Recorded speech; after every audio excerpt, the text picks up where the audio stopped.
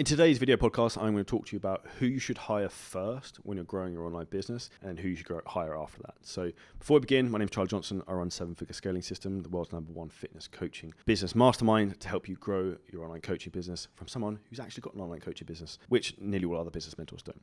Now to get into it. So when you're first starting out, who should you hire in terms of your fitness business when you start getting traction? Really common question I get all the time from people. Now I'm going to talk from my own experience of what I did first. Now, if we think about the game of growing a business, I like to think about business as a game and gamifying things. It's like chess, not checkers.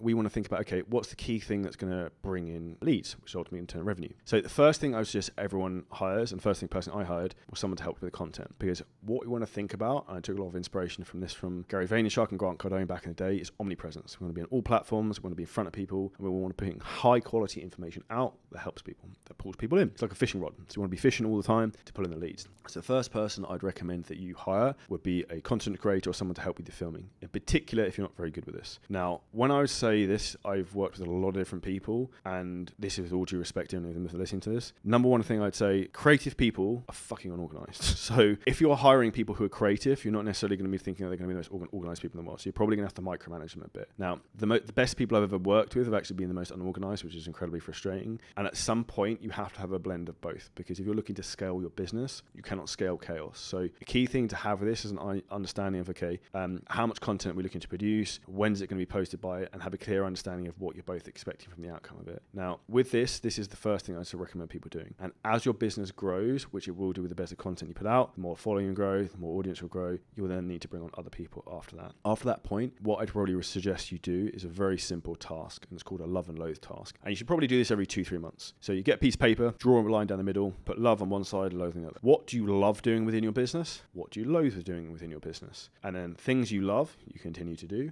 What you hate doing, think, okay, if I hate something, I'm probably inherently not very good at it. You should probably find someone else to do it. And that's one of the quickest ways for you to, okay, get your time back, and then to focus on higher return, higher leverage tasks, which I'll come on to in a minute, and then find who should be the next person. So generally when most people bring on a content person, the next thing you probably want to be doing a similar sort of time is someone like a virtual assistant to maybe help in handling some of the inbound messages you get, comments, replies, all these sort of things. And as your business grows, you can then start to bring on more coaches, and more complexity obviously comes with that as friction of scale occurs. Now, from experience, I had 200 clients myself before I started to bring on another coach. And now Jeremy, our head coach, longest person who's worked for me. Ironically, I remember typing the contract to work with him while I was actually on a plane to Dubai like 4 years ago, which is ironic, bearing in mind I moved to Dubai in the end, so it's funny how things work. And actually the first time I realized like you can make decent money from online coaching is I paid for a holiday for the first time I went to Dubai, fully from online coaching for money I had in my PayPal account while I was working my estate agency job, and I was like, this is pretty sick. Tangent over. Now, when you're looking to hire people, where should you try and find them? Number one, I suggest you post on your social media, stories, Instagram, LinkedIn, Facebook, whatever. So have a clear guideline. This is the person I'm looking for. These are the hours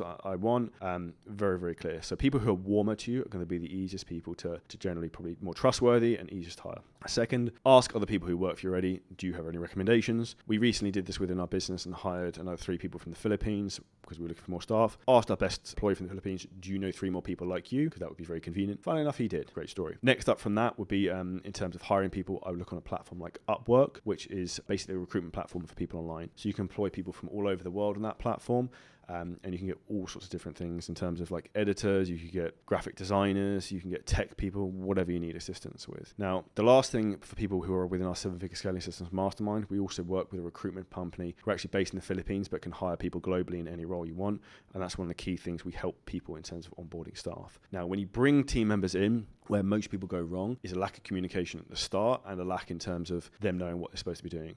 Because inherently nobody wants to do a bad job. Now, people do a bad job because there isn't a clear guideline of what they're supposed to be doing or a clear manual. So what we want to create is what's called an SOP, so standing operating procedure. And this is almost like a play-by-play book. If they got hit by a bus tomorrow, you could give that to someone else and then they would be able to fulfill that job role. And that's how you create a scalable business. If someone leaves, someone's sick, you need to replace someone. You're not trying to have to fully train someone from scratch again, or also not understand understand what that person actually does. And this is really, really critical. So from this point of view, when you've got that standing operating procedure, you can then have a core foundation of that across all of your like job roles within your business. And it's also easy to then give that to recruiters or other people to help blow up your business. One of the biggest mistakes I see with people in terms of growing their online business is that they don't hire people soon enough. Hands up, I probably didn't do that at the beginning. And then secondly is that they give people too much of a chance. So a good way to explain this is someone joins your business and they start at like a level 3 out of 10. Like you might be able to work with them for 6 months to get them to level 6. Okay, that's great. But if I brought someone in who's level 6, in 6 months time I can get them to like a level 9, what's going to be a better move? So what you want to think about is trying to hire slow and fire fast. So if anyone makes any big mistakes at the beginning, communication's poor, like which is always a red flag, in particular if they're working remotely. If you message them, they don't respond within 10, 15 minutes and they're supposed to be working, that's a huge red flag. If you get that type of situation, you need to get rid of immediately and find someone else. I hope this podcast episode was helpful. Make sure you leave us a 5-star review. Make sure you check out our IG at 7 Figure Scaling Systems. And if you need help scaling your business, drop us a message over there with Scale to find out exactly how we can help you.